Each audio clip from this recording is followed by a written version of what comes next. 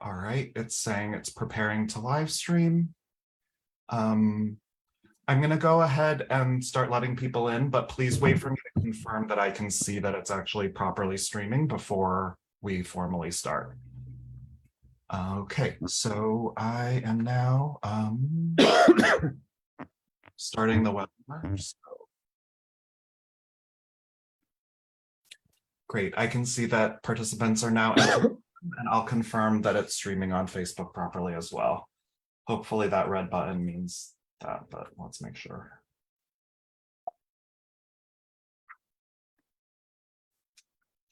All right, that's looking good.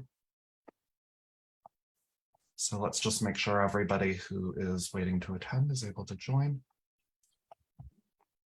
And I'll see if there's anybody we need to promote as well. Thank you, Leo.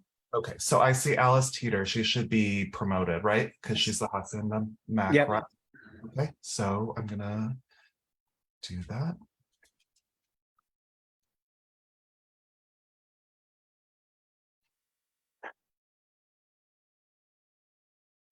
All right, and then who else? Am I keeping an eye out for anybody else on the attendee list to be a panelist, or is this everyone we think? I think that's everyone. Okay, I think Tracy might be joining as an attendee, and I'll promote her later as well so that she has the option to speak if needed. So then I think at this time hand it over to either the clerk or the chair to have us begin. Wait, one question before. Yes, and we are. Go ahead, Peter. Sorry, but just a question for whoever is managing this.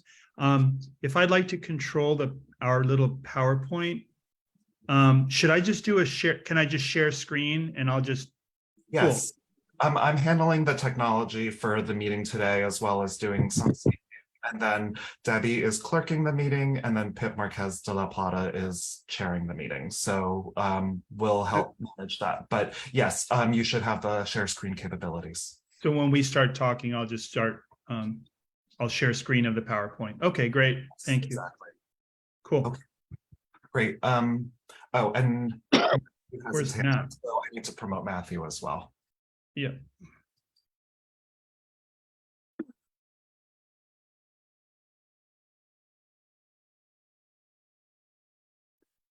All right, so we now have Tracy from the D5 team joining, and we have Matthew from Blue Sky as well. So that's super. Okay, Pip, shall I call the meeting to order? That sounds like a plan. Okay, we'll call the meeting to get to order at 5:33. Leo, if you can share a flag, or I can if you want, and we can, Vesta can lead us in the Pledge of Allegiance, please. All right.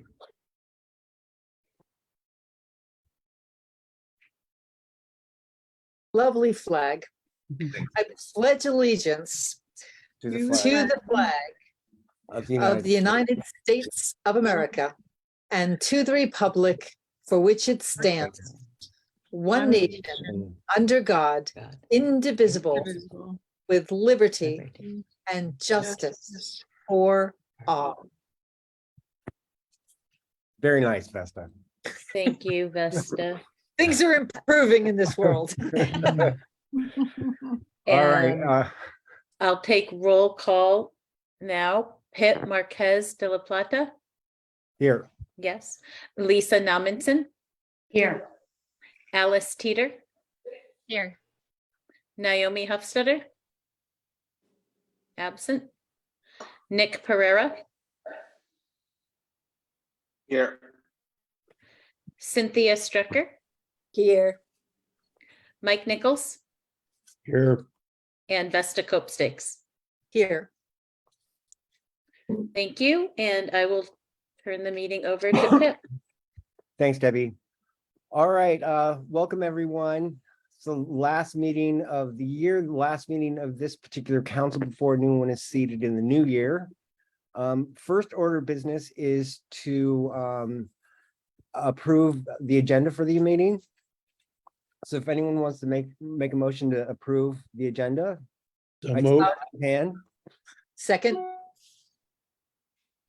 All right, Debbie, you want to take a quick call on that? Yes, Pip Marquez de la Plata, Aye. Lisa Nominson, Aye. Alice Teeter, Aye. Nick Pereira, You're on mute. Aye. thank you, Cynthia Stricker, aye. Mike Nichols, Yes. and Vesta Copestakes. Yes. Motion Love the sweater, passes. Mike. All right. Thank you, everyone. So this is the part of the meeting where if anyone on the council has any kind of conflict of interest that they'd like to disclose now with anything on the agenda, now's the time to do it. I have a conflict, Chair Okay. Pitt. Thank you. I'd like to disclose that I have a family member in the Blue Sky team. I personally don't have a conflict of interest in the project, but I wanted to let the MAC be aware that I have a family connection to the consultants. Thanks, Lisa. You're welcome. Anybody else? Okay. So given there's no correspondence, we're gonna move to the consent calendar. Y'all have received minutes. And if anyone has any changes on those, and we didn't approve the June minutes before, so we will approve those as well. So let's take them one at I a have time. one change on the June minutes. On the last page, the very last line says that the motion to close the meeting by Kyra Brooks, which should say Kyra Wink, not to be confused, I think, with Kyla Brooks. So it should say Wink.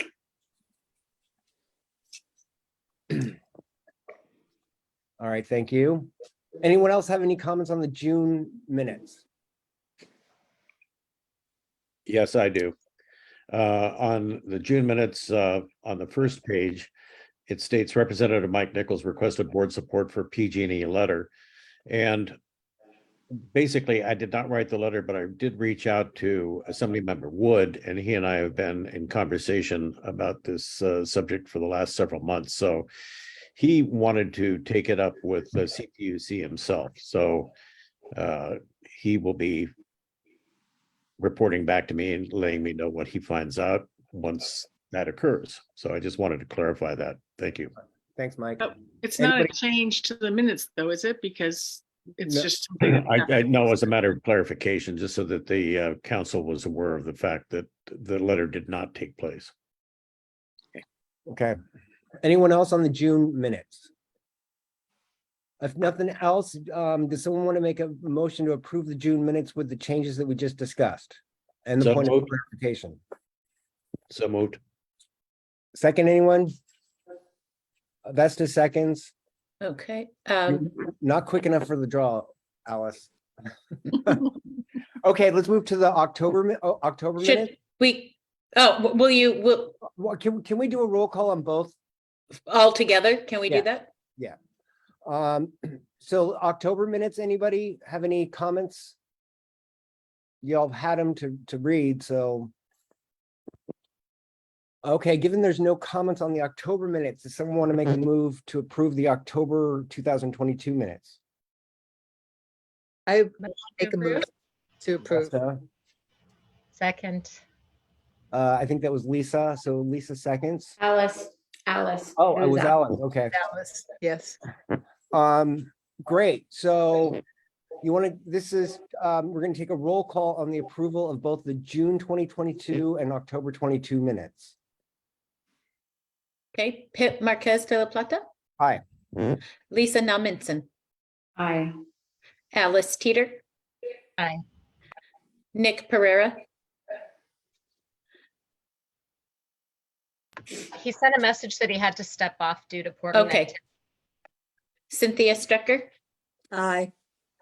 Mike Nichols, Aye. and Vesta Copestakes. Aye. Motion passes. great, thank you.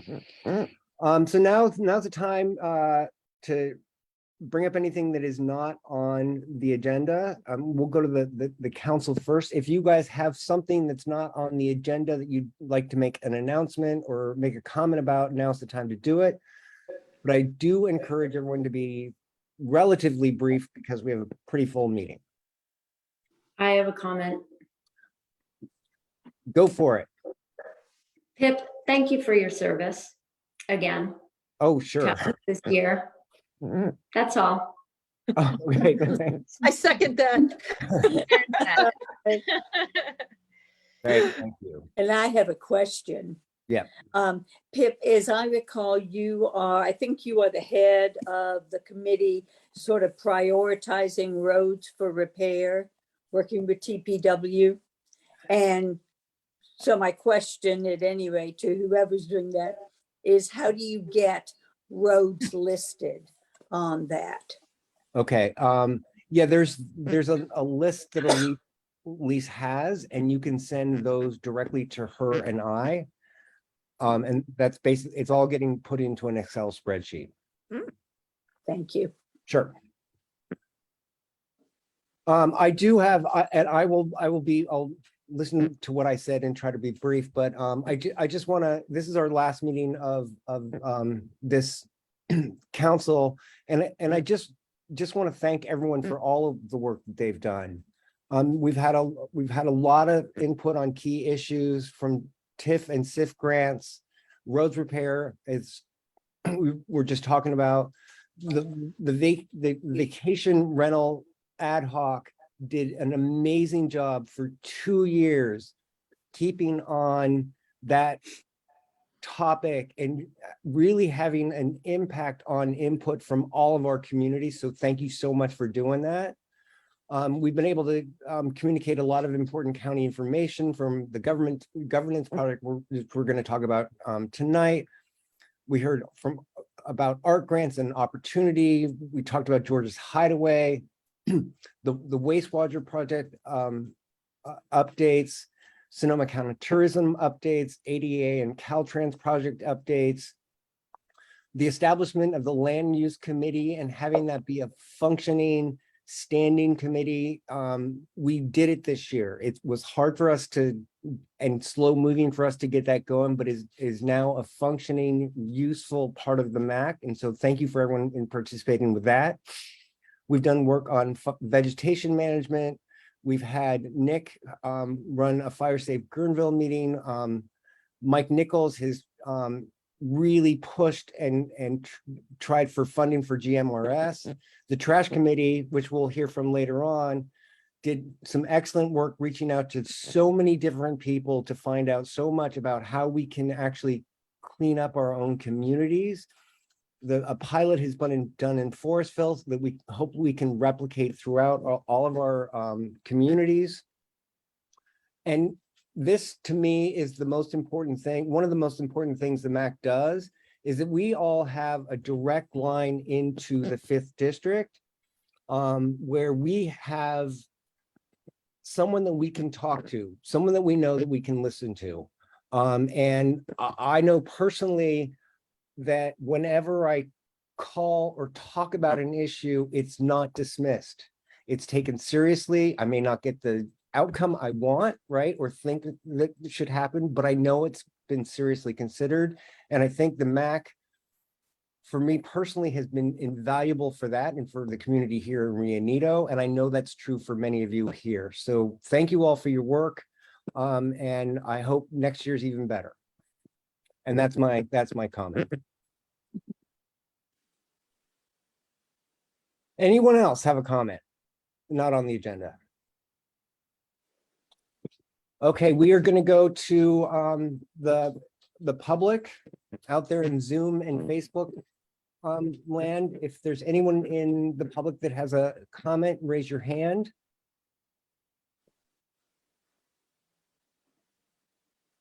I don't see anyone in Zoom. Leo, I don't have visibility into Facebook, so I don't know if anyone's got their hand raised there. I'm not seeing any comments posted there. Okay, all right, great, thanks. Okay, we are gonna move on to our regular calendar items, and Supervisor Hopkins is gonna give an update on all things fifth districts and specifically on those things that impact us. Since Linda's not here, I'm gonna take that for her today. Okay. We wanted to start by thanking the retiring MAC members for their service this past year. Well, for the past 2 years of their term.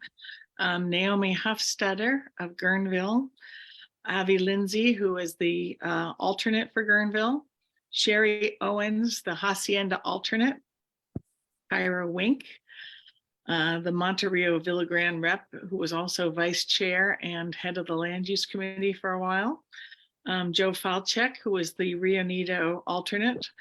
We also have Alice Teeter of Hacienda moving from the rep to the alternate, as well as Tony Goodwin of Cazadero, who moved last month from rep to alternate, with Mike Nichols representing Cazadero now. So thank you all so much for all your time and effort and contributions to your community. We're going to be welcoming, swearing in the new MAC members at the next river meeting, and that will be Vicky Clues with Hacienda, Betsy Van Dyke with Pocket Canyon and Guerneville South, Gregory Hennig, who's going to be the alternate for Pocket Canyon and Guerneville South, Joe Rogoff, who is the representative for Guerneville, Kathleen Dahl, the Guerneville alternate, Cynthia Strecker is back as Monterio and Villagrán. Welcome back, Cynthia. And we will also have Patty Thayer, who will be the alternate of Monterio and Villagrán. It's exciting to see that we will have, for the first time in a couple years, a full MAC, all representatives and all alternates, which is a great turnout this year. So thank you so much. And we look forward to swearing you in next meeting. And it's hard to follow a comment like Pip's, but thank you so much, Pip, for your leadership for the last couple of years. You have been a stellar chair, and you have guided this this ragtag group with great sophistication, intelligence, and kindness, and we appreciate you so much. Linda also wanted to let you know that the SIF and TIF grants are open. So every year we have District 5 giving out grants, and you go to Linda Hopkins pages on the county website, you'll find the link to the TIF grants, which are now open. These are open to all nonprofits and others. And other organizations that we use to improve community. Last meeting at the end, Nick, one of our representatives, had asked for an update on the Vets Hall building. Oh, and he's not here. So I'll send it to him as well. The homeless shelter is due to close at the end of March. We're going back now to the pre-pandemic schedule, which was nighttime only shelter and just during the winter months. It's been operating year round as a full-time shelter during the pandemic, but we're going back to normal now. And it will close during the day as of March, and for the season as of March. The Public Infrastructure Department, that's the new name for Combined Transportation, Public Works, and General Services. So we're going to have to get used to thinking of PI, or the Public Infrastructure Department, is currently conducting an engineering study for structural updates needed on the Vets Hall building. And then it will then, from that study, make recommendations on whether rebuilding is possible or whether something else will be happening to that building. That is the update on District 5 things. Thanks, Elise. All right, now we're gonna move on to an important subject that I know that not everyone is fully aware of, or fully aware of what it is, but we're gonna talk about a governance study. And we have, I'm sorry, I lost my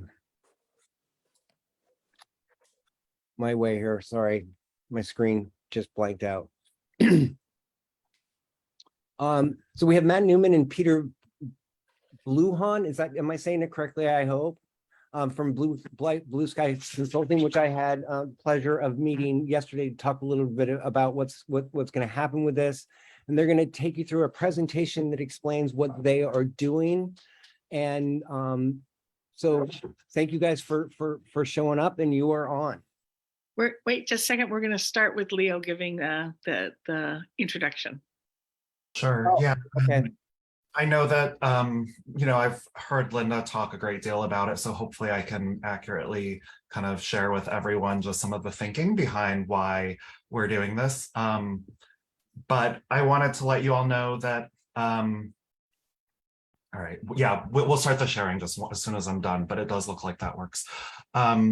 Basically, like we've heard in our office, lots of feedback from the community about the needs in the lower area and in general in unincorporated parts of Sonoma County. And I know that the thinking behind the creation of the Lower Russian River MAC was to help get the community concerns met by having them communicated to our office and to the county as a whole.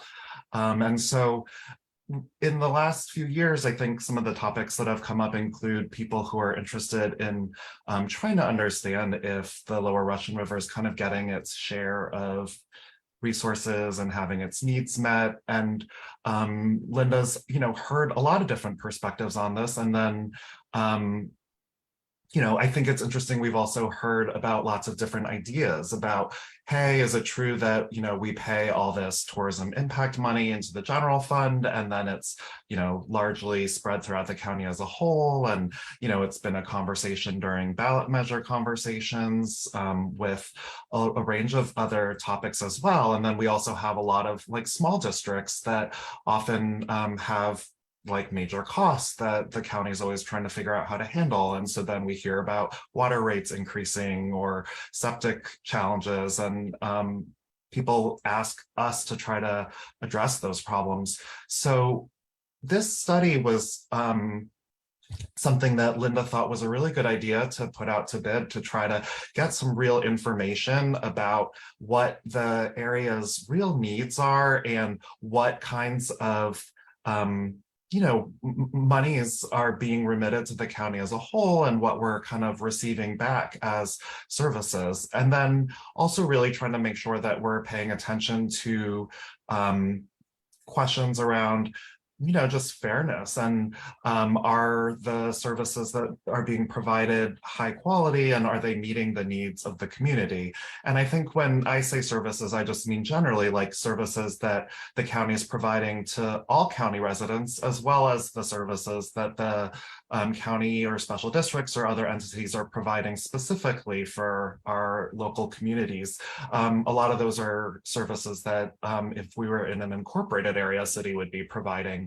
So there's lots of ideas about different ways to, we've heard brainstorms around all kinds of things around, like how do we make sure that there's services that are needed, like can we make sure that mental health is available on the coast? Can we make sure that composting is available up in the higher reaches? Can we make sure that there's appropriate attention from the county administrator's office and other county officials, and just making sure that we have the most efficient, fair system possible. So, I think there's I think this is one part of a lot of different efforts that are going forward. This morning, the CAG met, the wastewater community advisory group met.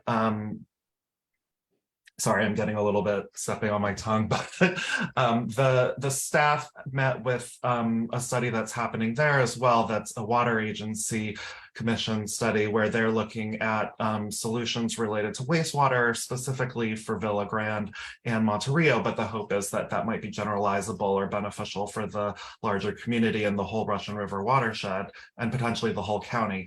This study is a much broader study looking at our districts in the Lower Russian River area, looking at, things like public safety and the provision of services from that, but also our utilities and any other needs that people have raised, from like economic development to day-to-day road paving to everything else. So we're just at the really initial phase of this, and we wanted to share this information with the MAC so that you understand that this study is happening and get a chance to like know that background and to hear from our consultants who are just getting going.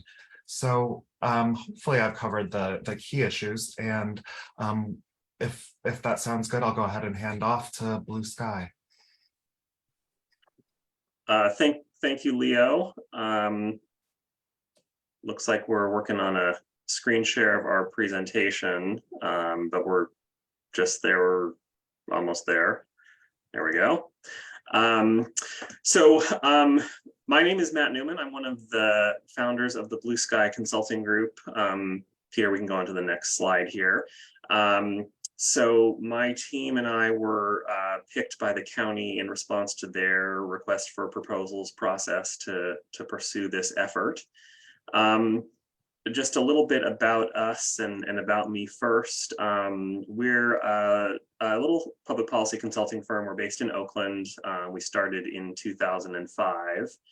And our focus is really on quantitative analysis to help governments work better. And we've worked in very small counties. We've worked for Tuolumne County. We've worked we did a project at one point for the 6 smallest mental health departments in the entire state, so little tiny rural counties. We've also worked for LA County and the state of California, so we've really covered the gamut in California governments. Our work has involved a lot of economic forecasting. We do a lot of budget analysis. We've looked at the impacts of new development on communities of all sizes. And we've done a lot of projections of revenue growth and costs for government programs and done program evaluation. So we really have looked at this kind of issue that you guys are confronting here in the Russian River. How much do government services cost? How much revenue is available to fund those services? And importantly, what will those things look like in the future? If we have increasing costs or declining revenues, that's a potential problem. And so the projection capabilities here, I think, are quite important.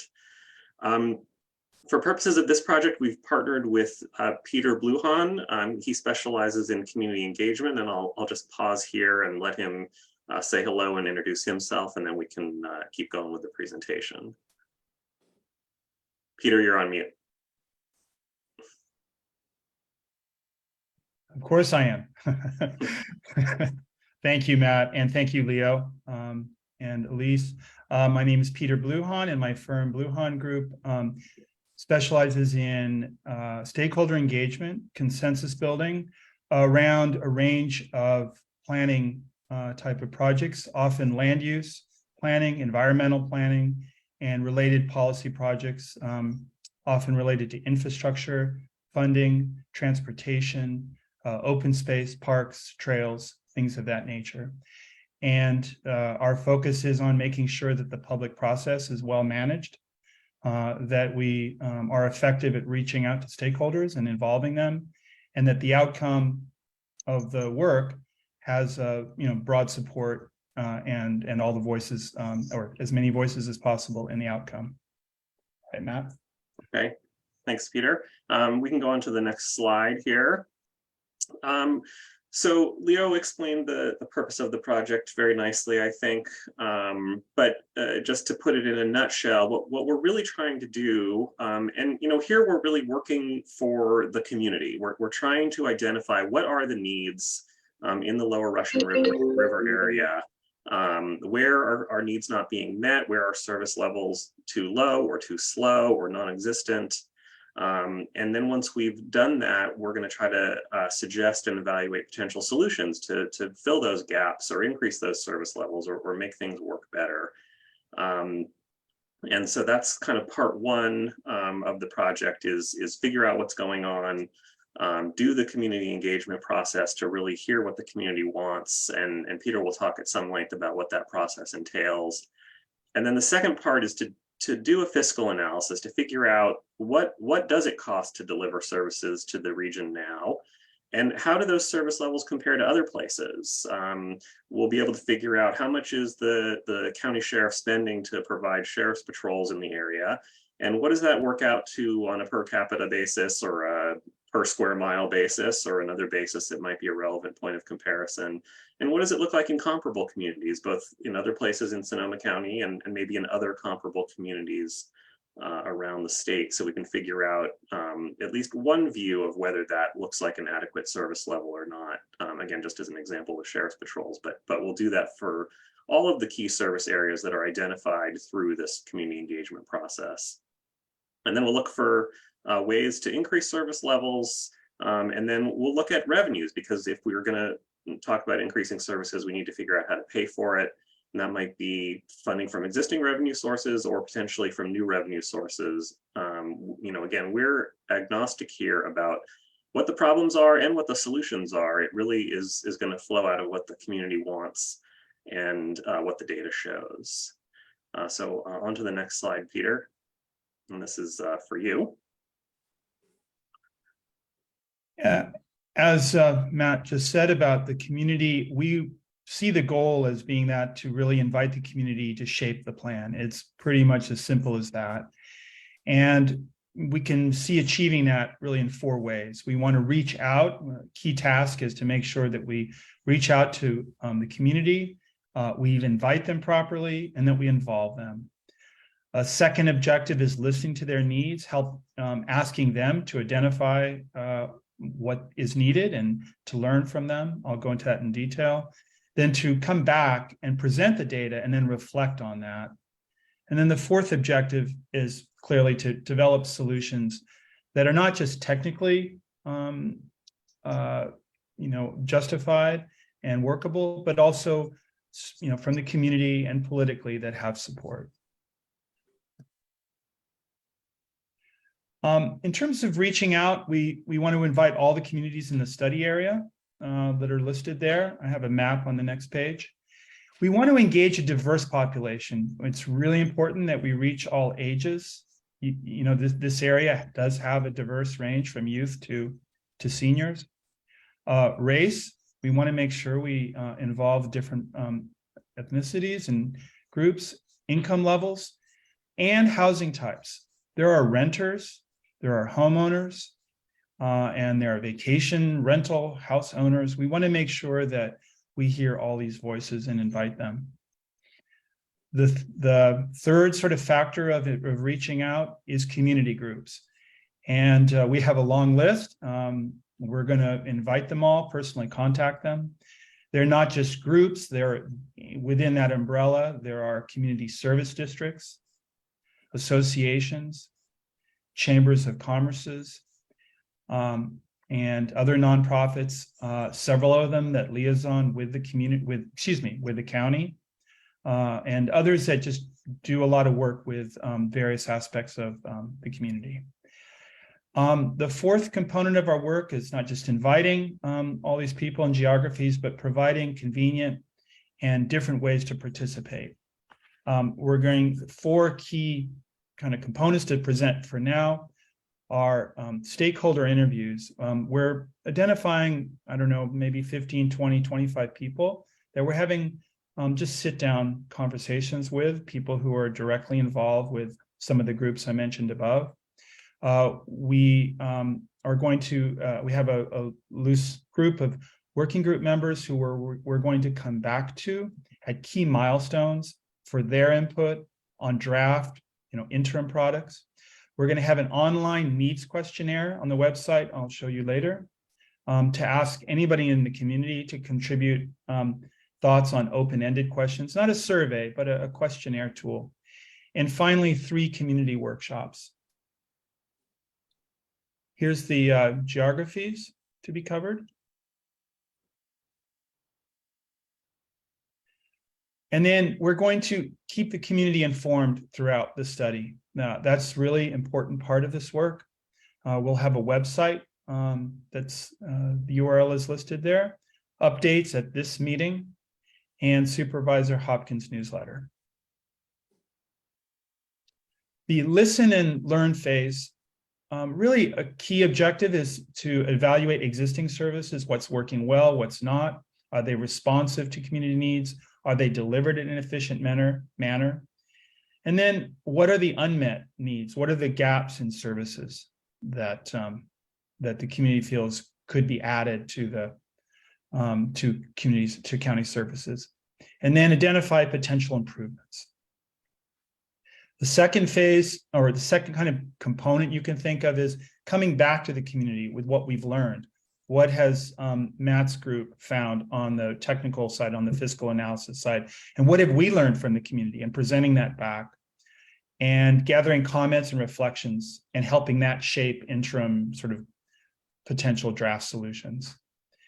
And then, you know, the key is for us to come up and back with viable solutions. So after we, you know, first listen, come back, then we go back and do our work, and then come back to the community at the next workshop. I'll show you the schedule with draft recommendations and present these, and again, ask the community for review, comment, and potential revisions to what we prepared. Here's a look at the schedule. Matt will talk about this in a moment, but you can see we've integrated the workshops at key milestones, key work milestones that are related to Matt's group's work along the way. Right now, we are doing the stakeholder interviews into January, and we're looking at a workshop somewhere late January, early February, maybe mid-April, and tentatively somewhere perhaps in June. These are not firmly set, but once we have dates, we'll post them on the website. And I just want to close by saying that, you know, it really is important to us that at the conclusion of this work, there's not only a broad awareness of the project and that the information's been contributed, but that the outcome has support and is actionable by the county. All right, Matt. So, you know, again, this all flows out of the community engagement process that Peter was just describing. And so based on that, we'll identify the most important local services that the community is most concerned about. I just have some examples here. I suspect these two will be among the most important based on what we've learned so far. But again, that really depends on what the people in the community tell us. And then we'll try to figure out the right way to compare those costs to a benchmark. In some cases, it might be what another region spends, maybe what little cities spend, maybe what other unincorporated areas spend, what other places that have a predominantly tourism economy spend. There might be other benchmarks too. So for example, with things like sheriff's patrols, maybe there's a response time dimension. So the staffing level, you know, the cost is one thing, but another dimension is how long does it take to get a response when someone calls for a sheriff patrol. So there could be other service benchmarks that we would also look at. We'll try to identify, just go back for 1 second, Peter, you know, comparable places in California. Some of this might come from what the community says, but we've done some work like this before where we looked actually at the town of Olympic Valley, which is where the ski resort formerly known as Squaw Valley, now called Palisades, is located. And they were considering an incorporation I think back in 2016 or 2017. And so we did a lot of work looking at a small community that had a tourism-based economy to try to see what service levels were there. And so we'll probably draw on some of that work to identify service levels and comparable costs. Next slide, Peter. Some of the solutions that we would hope to develop if we find, for example, that service levels are too low, or it takes too long to get something done, or something simply isn't available, you know, any or all of these solutions might be relevant. Again, this is just a preliminary list. We are not promoting any particular solution here, and the solution might be different for different kinds of services where you know, one solution works for one kind of service, but perhaps not for another. The first one would be just enhanced county funding. So maybe we just need to make the case that the county isn't spending enough in the region, and it should spend more. And that's one solution. It doesn't involve any kind of governance changes. It's just an outgrowth of a piece of analysis and perhaps some persuasion on the part of the community and maybe the MAC. Maybe just a satellite county office or an enhanced satellite office is a way to bring things that you might have to go to Santa Rosa for into the region. That could help solve some problems. Perhaps it's a new community services district. So for people who don't know, a community services district is a form of government it's not a city and it's not a county, it's just an entity formed to provide one or more services. So maybe, it's a district that would provide parks services and also provide street lighting. It could do a couple of services together in one district. It would either raise a new revenue source or get a little slice of an existing source like the property tax. It would have a board that's elected, and that board would control the flow of funds and the use of those funds. So perhaps a new district would make sense as a way of delivering an enhanced level of services. The region also already has a lot of existing special districts that provide fire or water or sewer or parks or other things. And perhaps consolidating one or more of those districts would be a way to get economies of scale, increase service levels, or provide services at a lower cost. So that might be a solution for some problems. The idea of municipal incorporation has also been raised. So that's becoming a city. With all the benefits and responsibilities of becoming a city, there would be a tax base that would go along with it, and elected city council members, and also the responsibility to provide all the services that the new city was formed to provide. So that's a possibility. It's possible that there might be state or federal or grant funds to finance various things. The state is very interested in wastewater, and perhaps there's grants for that. The federal government's been giving away money for infrastructure needs, and the Congress passed a bill last year with billions of dollars for infrastructure funding. So perhaps there's federal funding that could come to the community to pay for some of these needs. So we'll look at that as well. Maybe the MAC process could be enhanced in some way to make it have more authority or be more responsive to community needs, or be more influential with the Board of Supervisors. So there might be ways to improve that as well.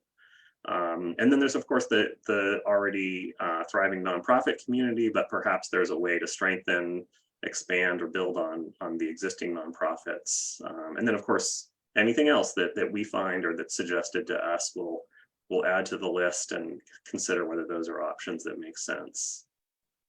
So that's it for this slide. We'll also look at the revenue sources. Starting with the existing revenue sources, we'll find out how much property tax and sales tax and TOT or hotel tax the region's generating. We may look at other revenue sources, again, depending on which services are the most important. We'll look at the revenue sources that fund those services and see where those revenues are being generated and what's happening to them.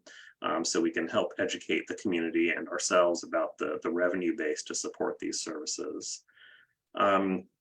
It's possible that a new revenue source will be a way to accomplish things the community wants. And if that emerges as a potential solution, we will do some estimation to figure out how much a new revenue source might generate. Of course, that would have to be approved by voters. There's no way to raise a tax without the community deciding it wants it and demonstrating as much by voting on the ballot to do it. But we might look at new revenue sources to fund new services or new service levels. And then we'll analyze the fiscal implications of whatever the solutions that we come up with are, to make sure that whatever service level we're suggesting is the right service level, there's a revenue source to go along with it, or identify the gap that would need to be filled in order to achieve that service level. So there's a feasible plan at the end of this for how to pay for whatever emerges as the right solution. Peter briefly laid out this timeline, but basically we're imagining a process that has been underway for a few weeks now and will wrap up at some point in the summer. The key stars here that he talked about at the beginning are the opportunities for the community to come together and tell us what everybody thinks about what the needs are, and then what the solutions that we've come up with are. finally what the final report looks like. And then along the way to support those meetings and learn from those meetings, we'll do our analysis on a parallel process. So that is all for our presentation, but I'm more than happy to answer questions if there are any.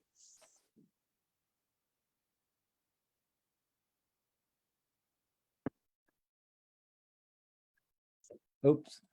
Sorry, wanted to get off unmute. Thank you guys very much. That was informative.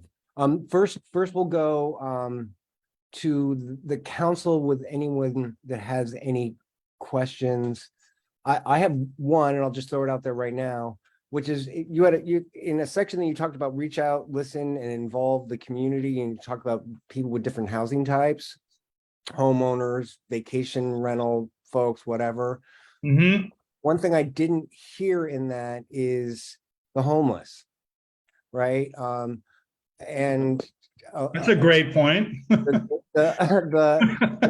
of the big issues out here is a homeless issue. And I think it would be wise to bring them into the conversation too, before we all start throwing ideas out there about a community that didn't have a chance to participate. Thank you, Pip. Excellent. Anyone else have a comment or question? Council, Mr. Nichols. Thank you very much, Chair. Yes, I noticed that we were talking about an online questionnaire, and my concern is that in many instances we have people that are underserved and not served by broadband out here in West County that are included within the geographical area that we're considering. How do we anticipate reaching out to these folks? Okay. We will consider that. You're saying providing them the opportunity to respond to the questionnaire, but they may not have a laptop at home. Right. Or may not even have connectivity. Right. We don't have cell service in a lot of areas. We don't have broadband in a lot of areas. So we need to be able to be inclusive in the outreach. Great. Okay. I'll work with Elise and Debbie on that.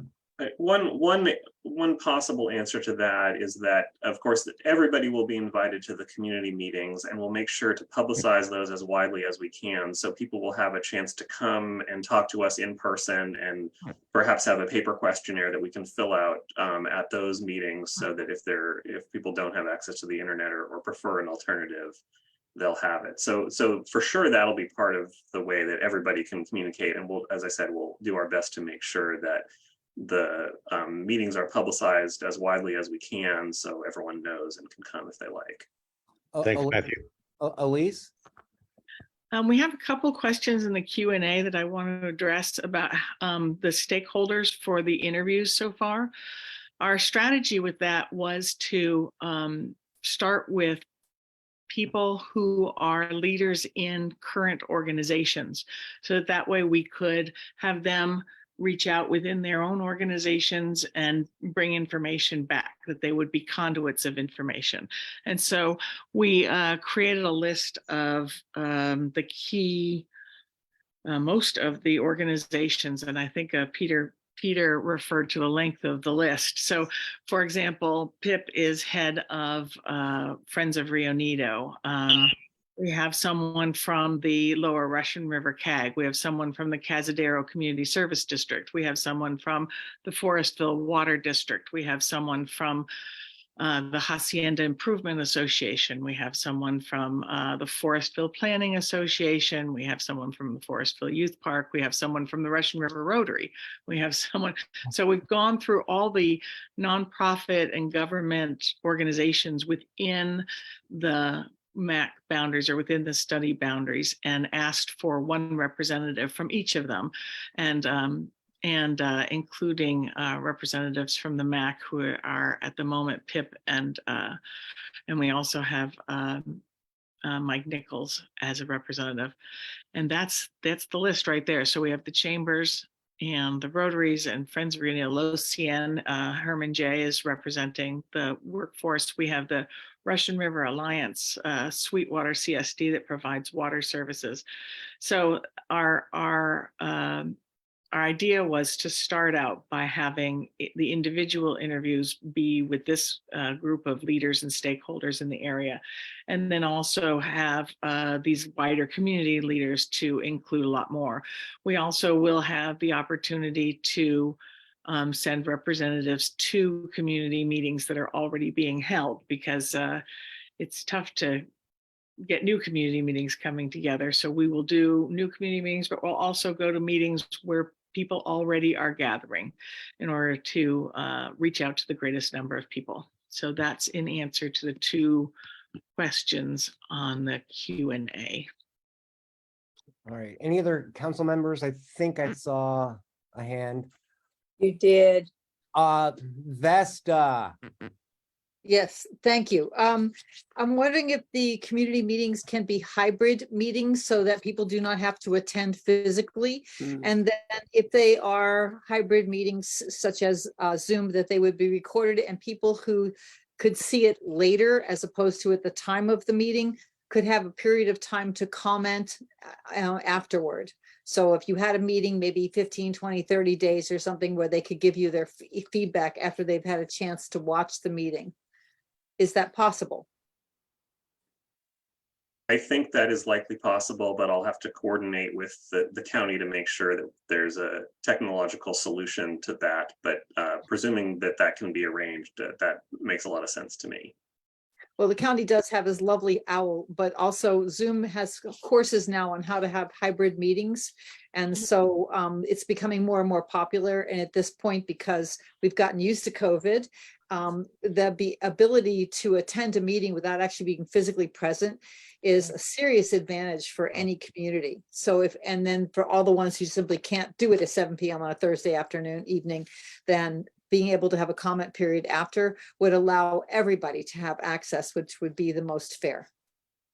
Absolutely, Vesta. We will do our best to do that, but at the same time, we're also doing our best to have a range of meetings so that we'll have some in person, we'll have some on Zoom, so that there will be a wide variety of types of meetings and people will have many, many opportunities. Thank you. Cynthia. 2 things. One, I would suggest, just a suggestion, that on your list of groups, etc., you add Friends of Monte Rio and Friends of Villa Grande. Just a possibility. The other thing is jumping ahead just a little bit to, what needs do we want to look at? But I bring a message from the CAG, the Citizens Advisory Group, looking at the wastewater issues in Monte Rio and Villa Grande. And they feel a real need for a county-wide entity that would manage septic systems, not permit Sonoma, not a regulatory agency, but an entity devoted to management. All right. Thanks, Cynthia. Anyone else on the council? I don't see any hands raised. Pip, can I make a comment? Absolutely. Just one thought. Elise put considerable work into putting a working group together. And one thought, I think, for all of us is that we should post this list, and anyone in the community who feels comfortable conveying their input, if there's not time to contact us directly, the working group folks can receive those comments, and when we sometimes convene or communicate with them, they can pass on their comments. So I just want to make it clear that the working group should be viewed as one that can receive and be liaisoning with the community. Great. Thanks, Peter.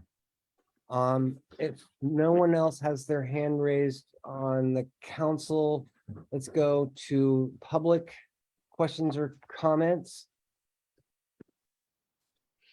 And I don't see any hands. I can't believe it. No hands raised on Zoom. Okay, Leo, can you see anyone on Facebook? Not seeing any commenters on Facebook with questions. Okay. Like, seriously, guys, think for a second. Like, this is a really good opportunity at the very first part of this to like throw out any comments or questions you have on this, because this is an important thing that's going out in the community, and we want to hear from everybody. So, oh, I got a hand up now. Is it Jackie or Jackie? And I'm sorry if I messed up your name. It's Jackie. Can you hear me? Yeah, we can. Thank you. Okay, thanks, Pip. You convinced me to raise my hand. I did ask a Q&A, but my question is, I'm really advocating for youth and for a skate park in Forestville. So, but there's other organizations in Forestville that also have interest in parks. So I just want to make sure that I will be informed on the meetings that are going to be coming up. And there's a lot of youth issues in Forestville where they've lost a high school, essentially, most of the high school. They've lost a teen clinic. And there's a lot of inequity in Forestville for youth and in West County. So I just want to make sure I'm on the email list to get invited to hear the progress of the meetings. Thank you. Sure. Thanks, everybody, for doing this. Hey, too. Jackie, if I can Great. respond a little bit that to Yeah. communications to everyone. This is a really critical thing that's going to happen over the next year or so. So we are going to, later in the meeting, we'll talk a little bit about a communications committee that's going to try to do better than we have in the past to get information out. And I think this should be a core part of that group's responsibility to make sure that this information, it's my opinion, gets out to folks so we have as much participation as possible. Great. And this list will be is basically Linda Hopkins newsletter list. So please sign up for Linda Hopkins newsletter list. Just put in Google Linda Hopkins District 5 Sonoma County and the sign up for the newsletter will come up. So if you want to be on the list to get everything, that's how to get on it. And although we will also, when we put up the web pages, have a sign up sheet. And what it will do is we will put you into Linda Hopkins newsletter list. So if you want to make sure you're on the list, and if you're already receiving Linda's newsletter list, you will be getting all the information. Yeah, great. Thanks, Elise. I am already getting it. So thank you, everybody. Sure thing. And here's the Pip, there's the website for the Mac Great. screen. All right. Anyone else in public? No one on Facebook, Leo?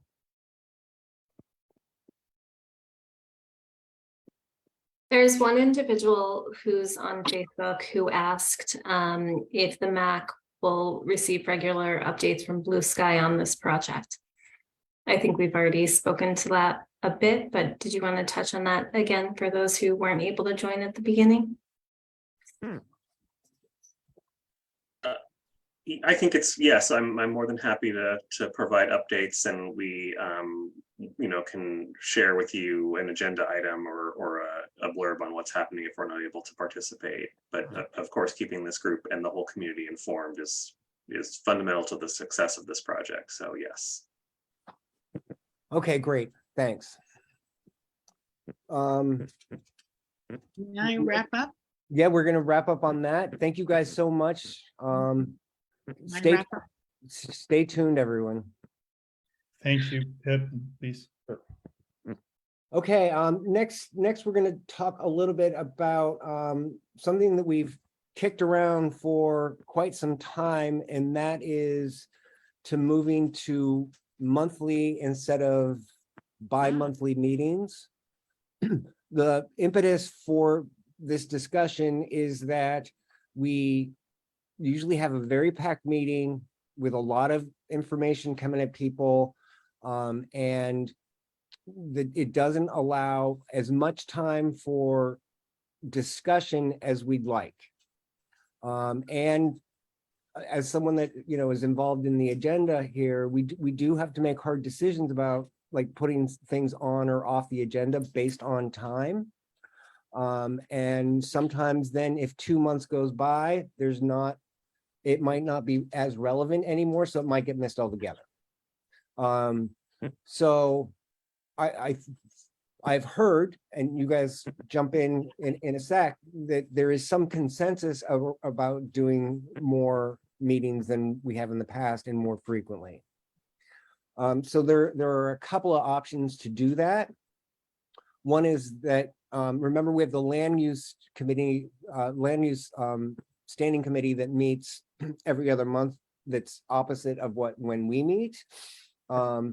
One option is that we do 2 MAC meetings and we have the land use meeting.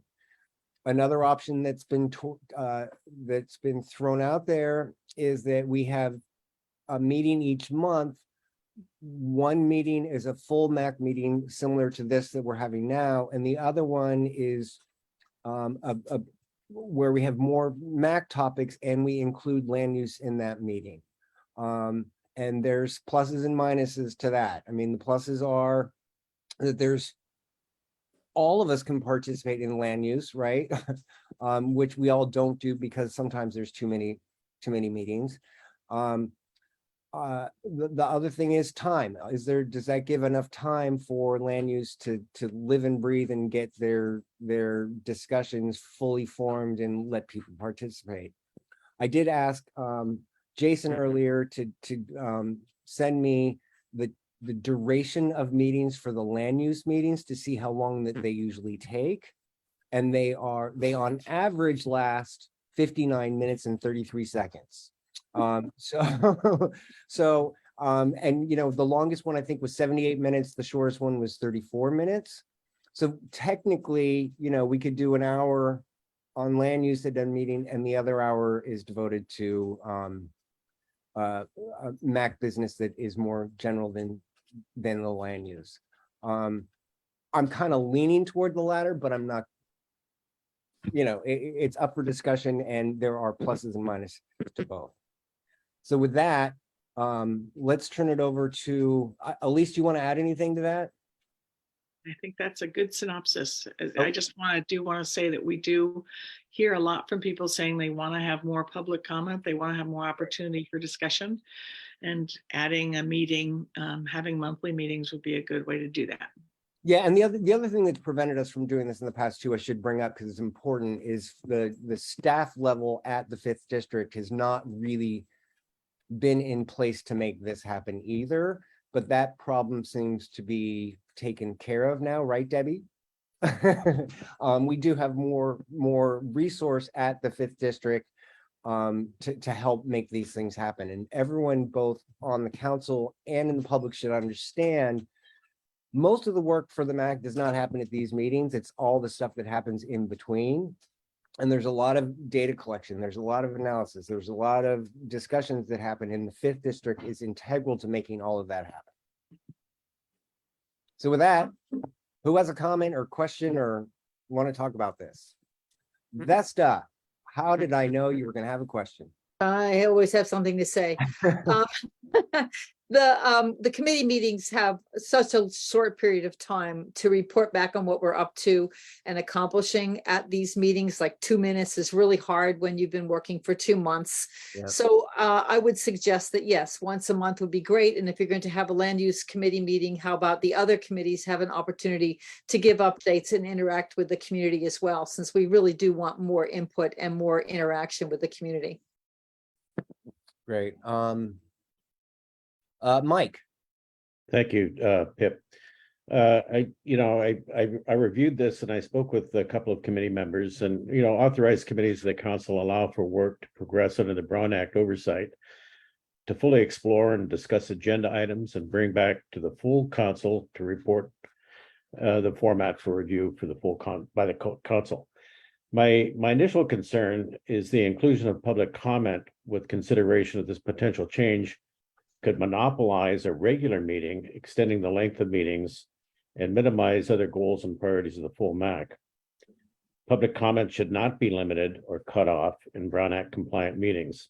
All members of the public are entitled to comment on each motion or agenda item. And lastly, as a bona fide committee subject to Brown Act, We're allowed members of the public to serve as committee members, which allows for the inclusion of the committee members with institutional knowledge within our jurisdiction. The vitally important inclusion of members of the public on land use and contributing and formulating reports to the MAC will not be possible with the consolidation of land use issues if included in a regular agenda item on a regular MAC meeting with appointed representatives. So that concludes my comment on it. I believe I opt for option one, in other words, monthly MAC meetings, and I support that because, when I was a chair, it was difficult to include all of the items on the agenda on a bi-monthly basis.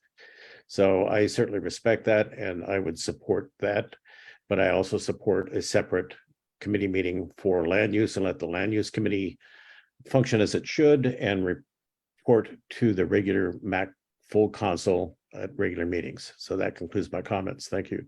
Thanks, Mike. Lisa, do you have your hand raised? Yes, I do. I support the monthly meeting, and I like the idea of having committees, like our trash committee getting to speak a bit more to the public in depth and not have it all fall to the end. So I would support it. And Mike, I'm confused. You're saying monthly plus land use as a separate standing committee? That is correct. And the reason for that being is that we have community members as part of the land use committee. Right. So they could not participate in a full MAC meeting. Right. And so that's different from where like the Coast MAC group, I think they landed at incorporating land use into their council, but they don't have community members. But okay, I understand. I believe that they have an ad hoc, and we are of basically an appointed subcommittee or committee of the board that is subject to Brown Act. Right. And on our standing land use, members of the MAC who aren't on the standing land use are not allowed to comment at that standing land use. Is that correct? That is absolutely correct. And we want to clarify that they can participate, they can listen, but they cannot participate with public comment. Interesting. Okay. Well, I'm still for monthly. Okay. Anyone else have a comment? All right. And just one point of clarification. I'm recommending that we don't settle this tonight, but we do settle this either in our January meeting or our February meeting, because then we will have the new MAC members also participate in this discussion, because there's going to be a whole new group of people, and I'd like to have their input on this as well. I mean, if you guys are okay with that, that we can punt on this, on making a final decision tonight, but we should make a decision in one of those two first meetings of the year. And with that, anyone, I see there's a hand raised, but I don't know who. I had raised my hand just to say that I hope that the new MAC members will get a chance to vote on that, because I had voted for that, but I'm outgoing. So we should definitely see what the new group, if they can make the monthly time commitment, since they may have agreed only with the every 2 months in mind. Right. There are a lot of our new members in the audience. Do any of the audience members want to pipe up and give us your opinion? Attendee members. I think Betsy, I see Betsy out there. said in the Q&A that she was in favor of the idea. We also have Kathleen and Patty and Joe. Joe, and I see Joe's hand up. Joe? Mr. Rogoff. There we go. Thank you for the unmute. Yeah, Mike, I understand the necessity to keep the land use committee separate. We do have a valuable member who's a member of the community, and it'd be a shame not to have his voice on it. It makes so that what you're suggesting is for land use committee members, they would have one MAC meeting a month plus one land use every second month. Is that right? Or every month? It would be probably as needed if we have to call a special meeting, but generally speaking, it would be every other month unless there was a need for community input on a specific permit that is up for discussion. Yeah, I'm okay with that. I could do that. Okay, thanks, Joe. Betsy, did you have your hand up? Yep, she does. Okay, great. Betsy's hand went up and down. Let me go ahead. Betsy, you should be able to speak now. Okay, hi. I just wanted to reiterate what I said in chat, which is, yes, I think monthly would be great. Okay. Period. Full stop. Okay. Any folks out in Zoom or Facebook have any comments on the subject? I can read that in Facebook, Vicky Clues said, just thank you for including the new reps in the decision. So an affirmation that they should be having a voice. Okay. And we have a comment in the Q&A from Patty that says that she fully supports monthly and thinks the views of this group are the most valuable. So go ahead and vote. Okay. All right, anyone else?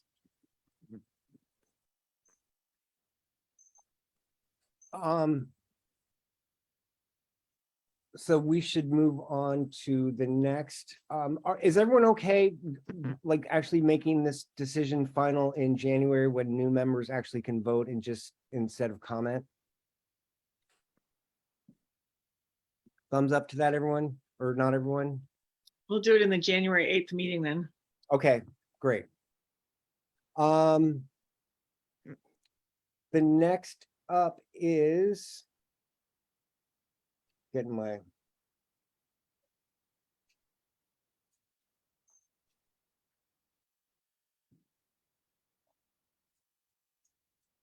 staff reports. So trash ad hoc. You are up.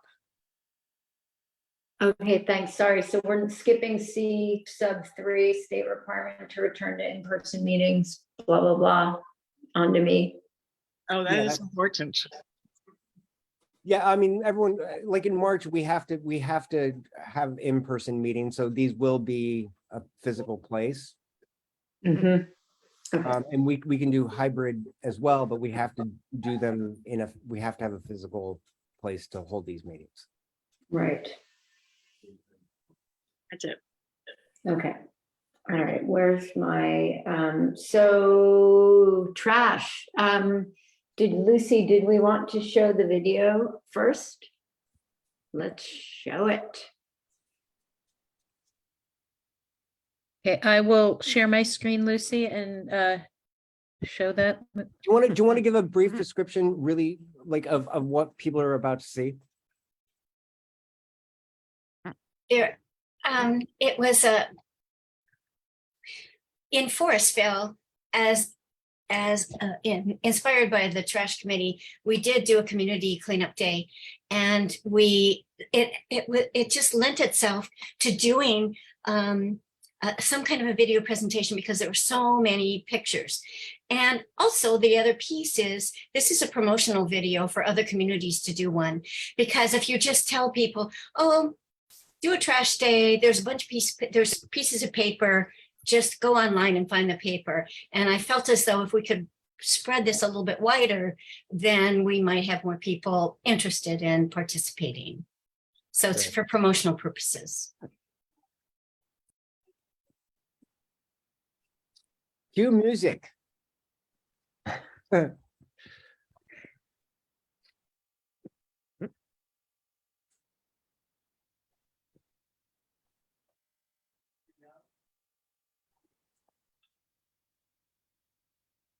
It has music that goes with it. Is it not going? The It's music. playing you on get my is music. Okay, sorry. It's not. Was it not playing? No. You Okay, might- I'm sorry. The symbol that's like the TV screen, I think is where you select where you want the sound output to go, to the right of that. I think usually that's it, but you Uh-oh, it just went away. I'm sorry. well, I'm seeing it on my screen.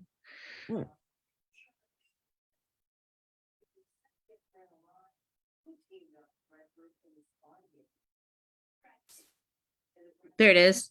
No? see it again.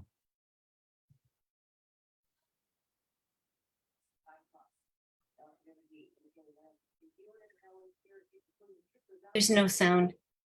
There's no sound. So basically it won't work because No, because you have narration. All right, let me. What about the volume being up? Is the volume up on the screen? Or is the mute like sound? What's it called? Sound.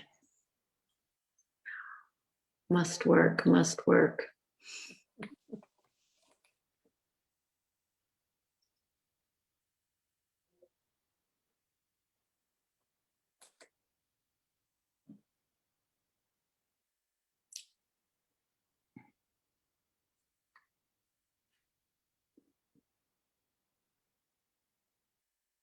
You hear it?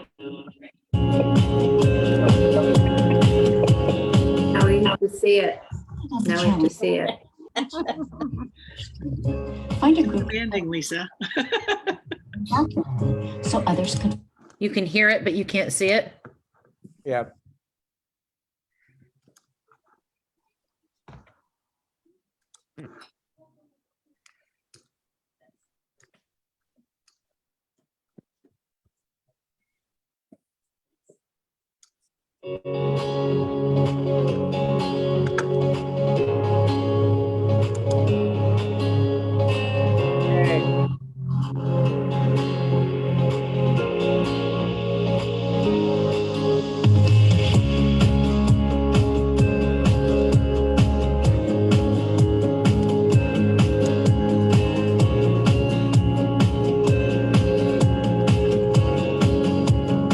It started as a challenge to the Lower Russian River Mac Trash Committee.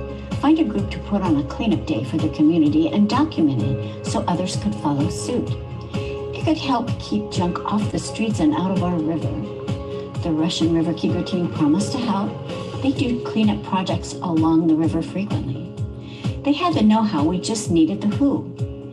The FPA, owners of the Oaks Park, volunteered to take this on. They wanted to do more community events and had the parking lot available. We now knew who, but we needed to learn how. What started as scribbles on yellow pads turned into actual plans. We applied for donated dumpsters, filled out the required forms, and picked a date. It was time to publicize. Posters and flyers were created and put up around town. Posts went out on Nextdoor and social media, and we asked folks to spread the word. Signs were put up on phone poles the week before as reminders. We knew it was important to have it well organized, so made lots of directional signs. And needed to be sure the parking lot was free of cars the morning of the event. We closed off the lot early that day. Many FPA volunteers showed up along with the Russian River Keepers with their vests, gloves, and their can-do attitude. Let's just say it was simply amazing. 10 or more cars in line at any given time. 7 huge dumpsters filled to the brim and beyond in those 4 hours. Over a dozen volunteers directing traffic, helping people unload, even jumping on top of the dumpsters to pack down to make room for more. Were there problems? Yes.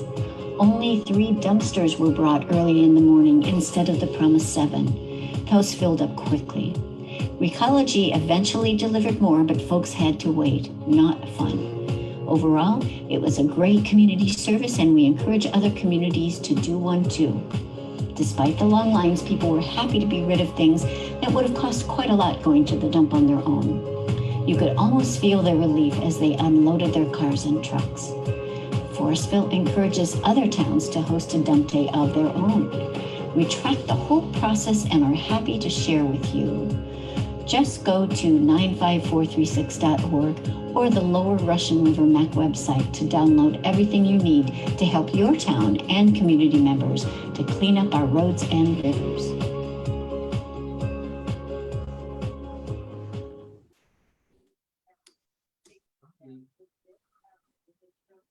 Awesome. Fabulous, fabulous. So amazing work on that, Lucy. And Vesta has compiled everything that's in your packet. We have binders full of information, analog and digital. And Chair Pip, you gave the call to action, and Alice, thank you so much for hosting all of our meetings, and with Danny and Carol. And, we hope we can keep this rolling, right? The report's in the packet, the binder's in the packet, but we really want to keep this rolling as a specific ad hoc to help every community along the river host one of these days. I cannot recommend these kinds of things any more than these guys just did, but we've done these for probably 14, 15 years here in Rio Neato. We do less of them now, but we do less of them now because we were doing them every single year. There was junk in creek beds on people's properties, and it really does work. And it starts this feeling that people get too when they start to see that this stuff can be lifted from their front yards in life. It just propels itself, and everyone gets involved. Yeah. People were really thrilled to have this opportunity. And if anyone can think of ways that we can get that video out so that we could promote it more and have people download those packets. I'm not exactly sure how to do it, but if there's a way we can do that, I recommend that we do. Okay. Any other, Mike's got his hand up. Thanks. My concern was, or question was, how much in advance did you plan the event? In other words, how much lead time did you provide residents so that they could prepare for the event? It seems like we pulled it together pretty quickly. Lisa might know best. She started out getting the forms. Was it a month out? Yeah, you can do it in a month. We Lucy had to sort of said, all right, we're picking this date, and then we drove toward the dates. But 2 months max is what you need. You can do it in 6 weeks. The Recology folks were pretty much ready to roll. Great, thank you. Yep. Any other council members have any questions? All right, let's go to any public questions or comments. I see no hands. Anyone in Facebook? Okay, thanks, guys. We're going to move to land use. Mike. Thank you. The Land Use Committee had a 59-minute meeting on November 22nd. 59.33. That's correct. And the meeting, the meeting notes are included in the board packet or council packet for everyone to review and for the members of the public to take a look at. We had two agenda items. We had the Guerneville Christmas Parade of Lights permit, and there was basic support for that item. There was a very good question asked regarding trash cleanup, as that matter was not included in the permit application. We've not had a response back, so I don't know what has occurred with the ability for trash cleanup after that parade. Elise, have you heard anything regarding trash cleanup following the Parade of Lights? I believe one of the organizers is in the participants. Brian, do you want to answer that? I see a hand up. Is that your hand, Brian? Yeah, could you is. Can you hear me? Yes, so we've contracted with Carrie and Sally Sorensen. So we've already reached out to them. They're going to be doing the cleanup for the streets. We've raised funds to pay them, so they'll be taking care of that. Very good. Thank you very much, Brian. Appreciate your input on that. Because I didn't have an answer and I wasn't really sure. Yeah. It's a good question. It absolutely is. But and I'm happy that we're going to be paying them, for their efforts. So it's good. Yeah. Thank you. The next item that we discussed was the Gernwood Park Notice of Intent to Adopt a Revised Mitigated Negative Declaration pursuant to CEQA. This is with regard to the proposed Gernwood Park Hotel project. We had a lot of spirited discussion among committee members, and basically committee members reviewed concerns regarding traffic congestion, in particular noting past traffic studies may not account for current traffic patterns with an increased population in the Gernwood Park community. And we also added that tourism traffic along Highway 116 also may contribute to traffic control issues. For historical perspective, a committee member stated a hotel had previously been located at that site for decades, and the property parcels remain zoned for hotel use. An economic benefit to the lower Russian River and coastal merchants and restaurants was cited. The issue of evacuation during public emergencies, fire, flood, earthquake, what have you, was discussed, adding to potentially heavy evacuation traffic on Highway 116. The question was raised whether the hotel would be required to evacuate guests at the first warning notice as required for vacation rentals. Public comment included questions on water supply. Oops, hold on a second.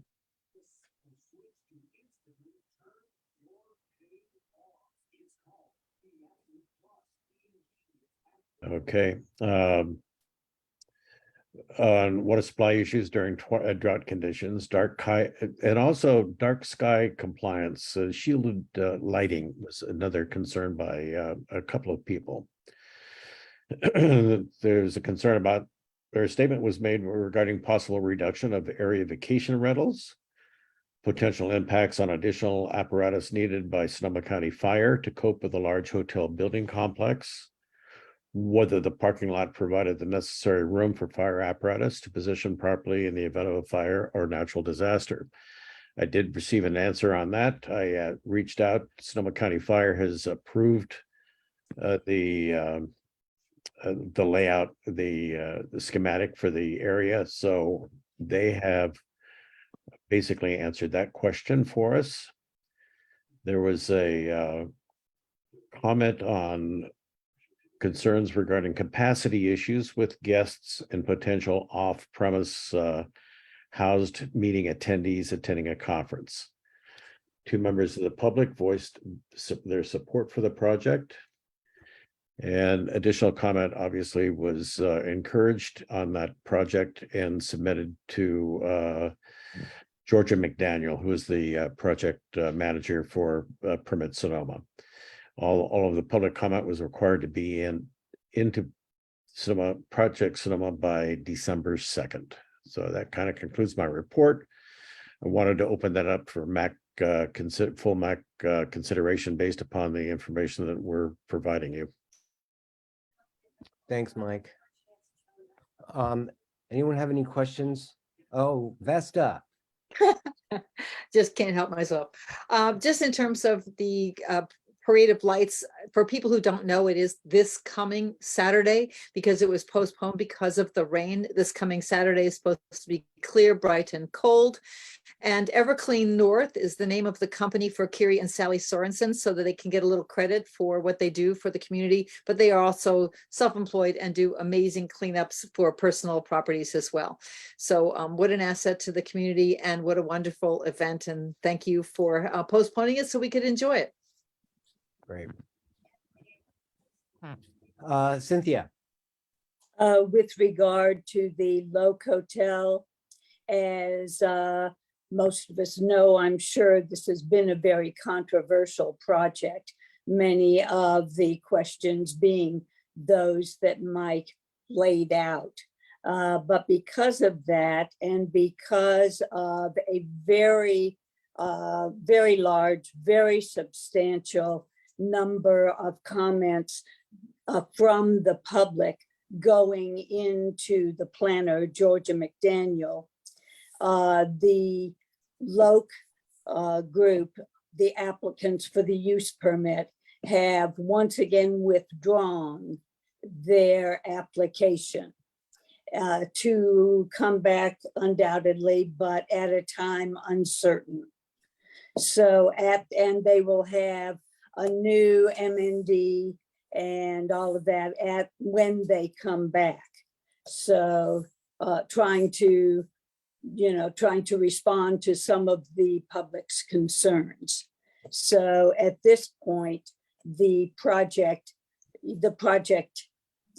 is no longer viable at this point. They'll be coming back. I'm sure. That is absolutely correct. I reported on the meeting that we had to the full MAC board, and that will be rescheduled at a date to be determined. I spoke with Commissioner Konishofer regarding this, and they expect this project to come back for further consideration. Great, thanks. Any other, Leo? Sorry, I was just going to add that I did get confirmation from Permit Sonoma that it would be recirculated for another 30-day public comment period. So you would have at least that minimum amount of time to respond when it does come out again. All right, thanks, And Leo. Cynthia, when you said MMD, just for me, because I don't know what that means. Sure. And I think a lot of times we speak sometimes in code because we know what the code means, but what was MMD? No, you're right. Thank you, Lisa. It means mitigated negative declaration. MND. Okay, Yeah. Mitigated negative declaration. Thank And you. essentially it's used, it is not an EIR. It is a less thorough study than an EIR would be. But what it says in essence are that there are some concerns about this project, and this is what we have done to mitigate these concerns. Great. Correct. An EIR probably is not necessary on those parcels because a hotel had existed prior to this time. Right. I don't see any more council hands up. Anyone in the public? There's two comments in the Q&A that kind of relate to the ongoing conversation. The first one I think was kind of addressed already. Patty Thayer was asking how did you organize river and road cleanup as contrasted with personal junk removal? And so I don't know if that's kind of, Lisa, I don't know if you want to answer that or if you have anything to say specific to that, but it sounds like differentiating between the kind of like the public space versus people's personal junk. Right. I saw that one come in. I think the community cleanup days are for your personal stuff. And then, rivers and roads, that's kind of a bigger talk, which I'm happy to, maybe it's not for right now, but I'm happy to talk to you about that. Great. Yeah. And then the other question was just Betsy Van Dyke noting that Carrie and Sally could probably use some volunteers for parade cleanup. Also, Carrie has his arm in a cast, so reach out to Betsy or Carrie and Sally if you want to get involved there. Great, thanks. Any other, do you see anyone on Facebook, Leo? I'm not seeing any. I'll do a refresh and make sure. Okay. There are no comments on Facebook. Okay, thanks. All right, let's move on to vacation rental. Thank you, guys. Okay, vacation rental. This basically our committee is pretty much finished our work after 3 years. The first year was survey of both residents and of businesses that are impacted by this, such as cleanup crews and hot tub spas and all the rest of the things that support the vacation rental industry, got one survey, the neighborhoods got another survey, and that's how we entered into this topic. And since then, Permit Sonoma has been having meetings and workshops throughout the county, since it's not just our topic, it's countywide. And over the last 3 years, they came to the conclusion of making the changes in the vacation rental ordinance, which has gone before the Board of Supervisors with more review and more changes that have been suggested since then. So the next workshops and opportunities to weigh in will be coming in January. But the biggest change that is currently already established is the 24-hour hotline that people can call, and problems need to be solved within 30 to 60 minutes, with a concept of if people cannot solve those problems, there are the demerits basically for the vacation rental managers. So the hotline is up online on the vacation rental hotline on the Permit Sonoma website. That telephone number is 707-875-6619. And on the report that we have attached for this committee, I also have links to various things like the Permit Sonoma update website, the sign up for Permit Sonoma's latest news, District 5 newsletter, and the Facebook page for the Lower River MAC. So if anything comes up in the future, all those places will be available for information. I highly recommend signing up for Linda Hopkins' newsletter for District 5, and also signing up for Permit Sonoma's updates. It's the best way to stay in touch with the meetings coming up in January, especially because we will not be having another Lower River MAC meeting until probably February. So please get onto the Facebook page for Lower River MAC, and we will continue to put updates there and also have them on the website for the Lower River MAP in District 5. I really appreciate the public input. We've done really well with this. And like I said, it's a countywide issue, not just us, but it still has work to be done and will be completed hopefully sometime this year. We're making progress. Thank you, Vesta. And really, Vesta, she's invested enormous amounts of time on this, and that committee has, and it has been 3 years. And my feeling is that Gary and the rest of the folks at county have actually taken that input to heart. So thank you all for working on that, and thank you all for indulging us having so many agenda items on this topic over the last couple of years, but it's important. Any council member comments or questions? I just wanted to comment and thank you again, Vesta, and your team for the hard work that you involved yourself in. What you thought was going to be a short project turned into a 3-year project. So I really appreciate the time and talent that you folks spent on this project. It is just immeasurably helpful for all of us. Yeah. Thank you. It's very, very important for our communities, all of them. All right, anyone in the public? I don't see anyone in Zoom. Leo, is there any questions on Facebook or? No, I don't see any Okay. on Facebook. But I do just want to reemphasize what Vesta was saying, that our office has absolutely been pushing Permit Sonoma to move forward with their detailed sort of process, the zoning piece that comes to implement the rules that the board put into place. So they've committed to really moving that forward in January. And Vesta, when you said done this year, I assume you meant 2023. And I hope that they've committed to doing the work in advance of the end of the moratorium. So I hope that we'll be seeing a lot of work in the early months of next year. And they have been absolutely working on maps, and will be in contact and want to discuss making sure they have the right neighborhood lines and be engaged with the community. So Linda's absolutely made it abundantly clear to them that they need to be doing good engagement. So thanks, everyone. Thanks, Vesta, again. Yeah. Thank you. Okay, so with that, we're gonna dissolve we're gonna dissolve the vacation rental ad hoc as it stands right now. If there's a need for another, we can add another with a specific purpose next year. But right now, there's no need for, given what their charter was, to continue that ad hoc. So that will be dissolved as of this meeting.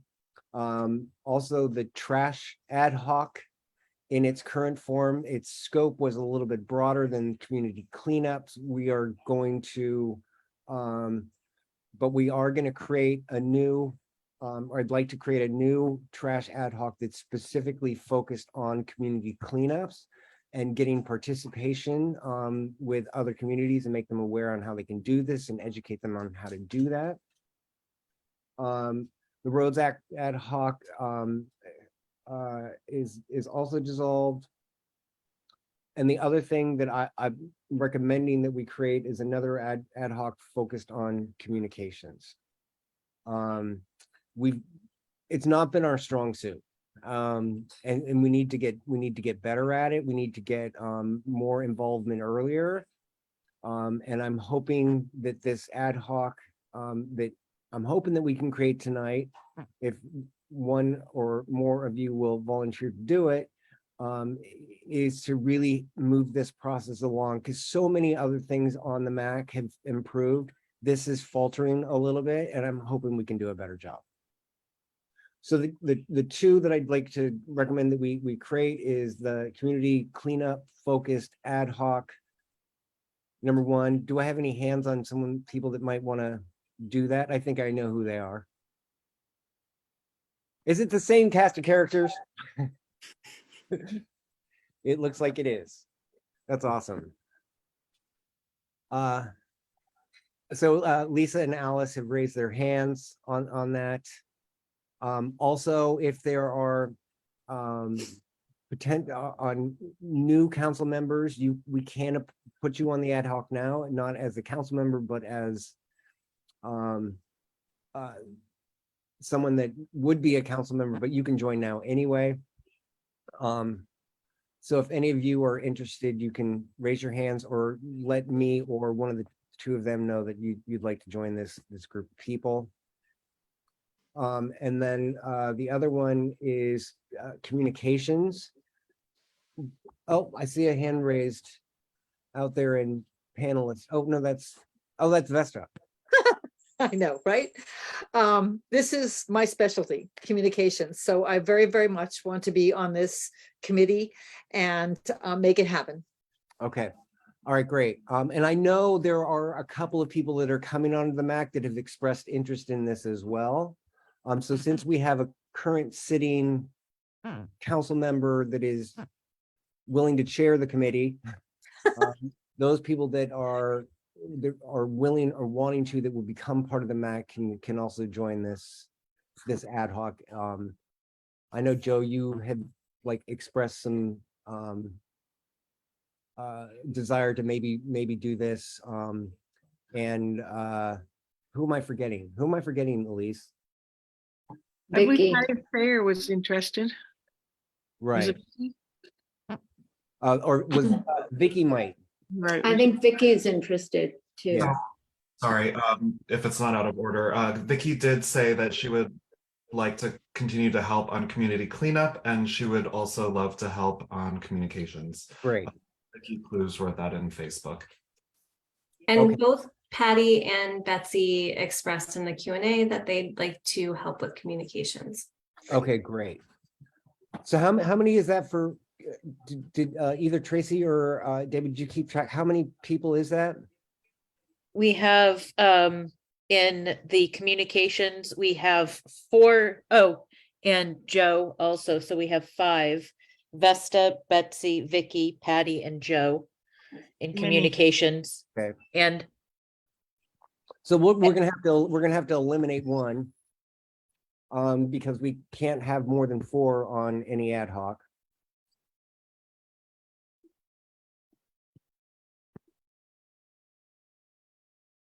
And Pip, that's including alternates as well, I'm presuming. That's correct, because the alternates that are raising their hands will become council members, right? So if they weren't council members, it would be fine, but we're gonna have a problem in a month if they all stay on that ad hoc. Pip, is a suggestion, perhaps we might want to consider creating the ad hoc in the new year. And that way we'll have the committee members present so that they can volunteer and so forth. So the ad hoc would be created for the year 2023. We could. I was hoping somehow, because this is an urgent issue, that we would start off with this ad hoc in place. Joe but I- has but I completely volunteered to understand. step down. Pardon? Well, Joe has volunteered to step down. Okay. well, also Patty is an alternate.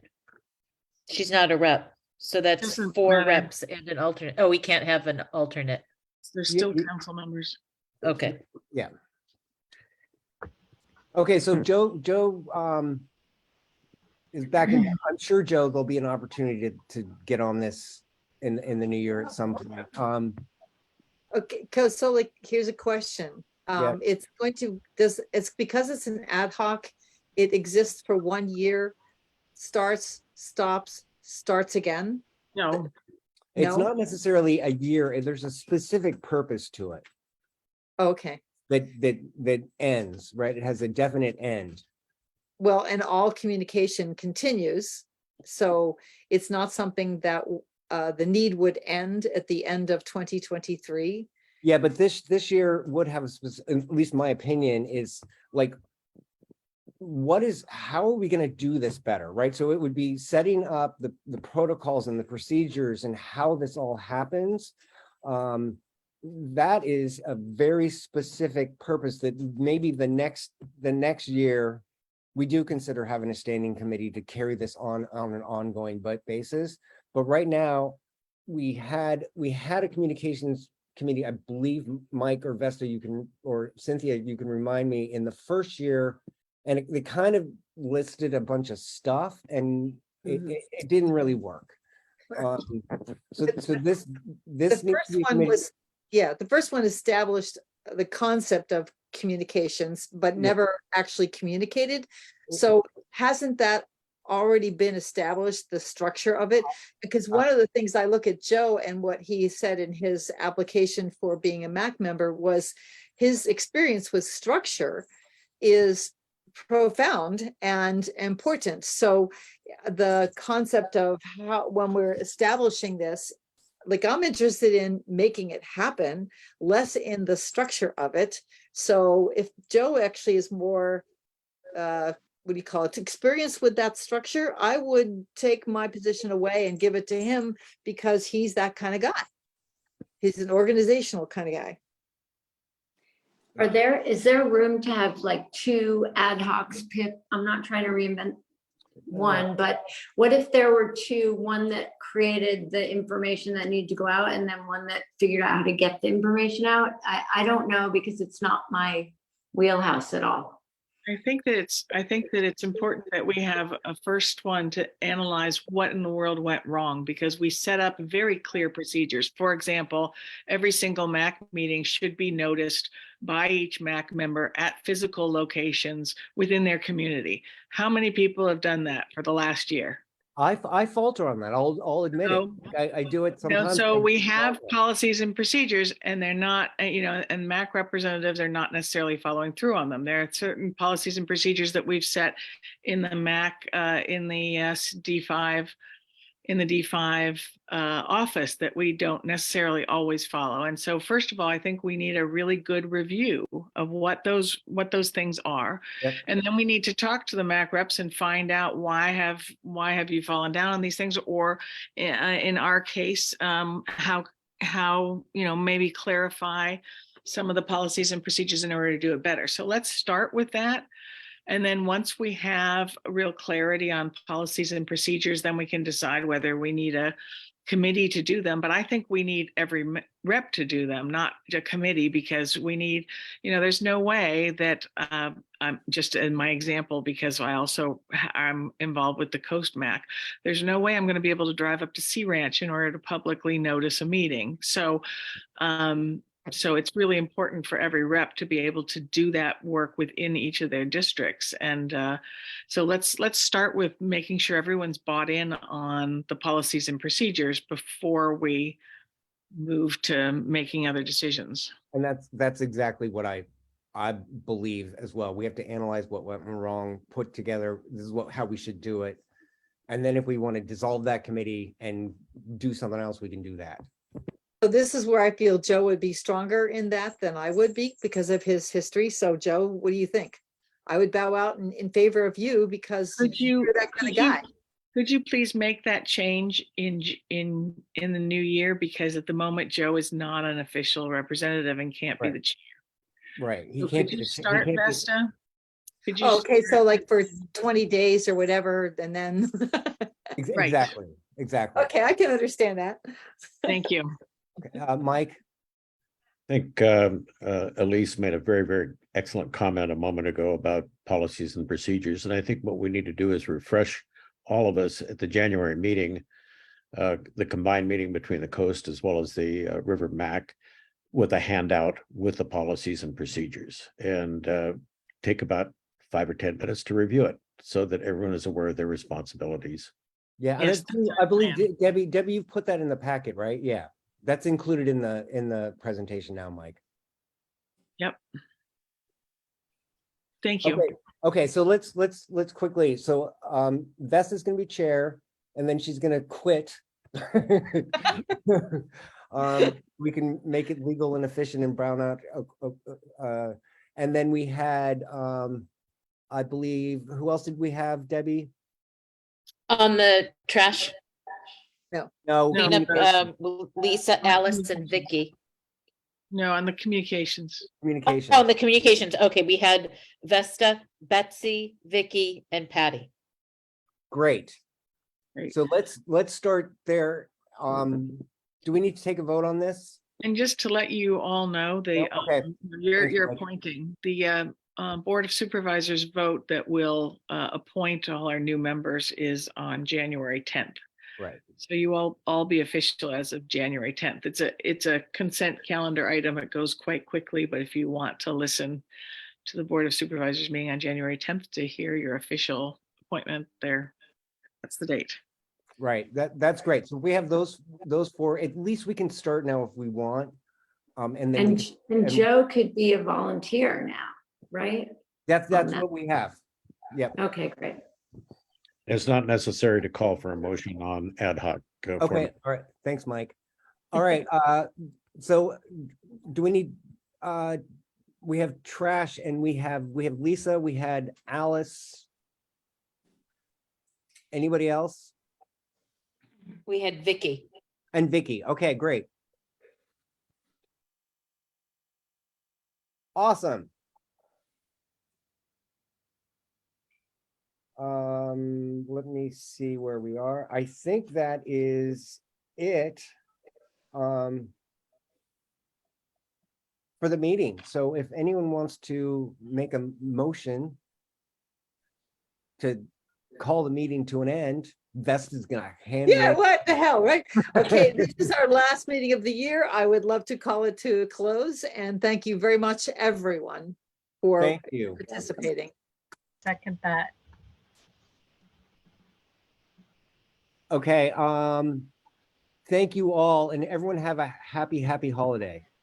Do we do a roll call vote? Oh, for yeah, the- let's do a roll call. We need a second. We need a second on the I thought we motion. had one. Oh, I thought I heard a second. I had a second on that. Okay, All right, roll call. Pip, Yep. Lisa, Yes. Alice. Yes. Nick didn't come back, did he? No. Cynthia, Yes. Mike, yes. and Vesta. Yes, Happy New Year, everyone. Thank you Happy- all. Yeah. Happy holidays. Take care. Right, spay and neuter your animals. And feed your cats. Yeah. All right, goodbye, everyone. Thanks to all. Bye. My dog was very quiet for this meeting. Very That's 'cause good. that's because I'm gonna, I had cat disturbances. Thanks, everyone. Too. All right, Have a good good week. night. Good night. Thanks, everybody.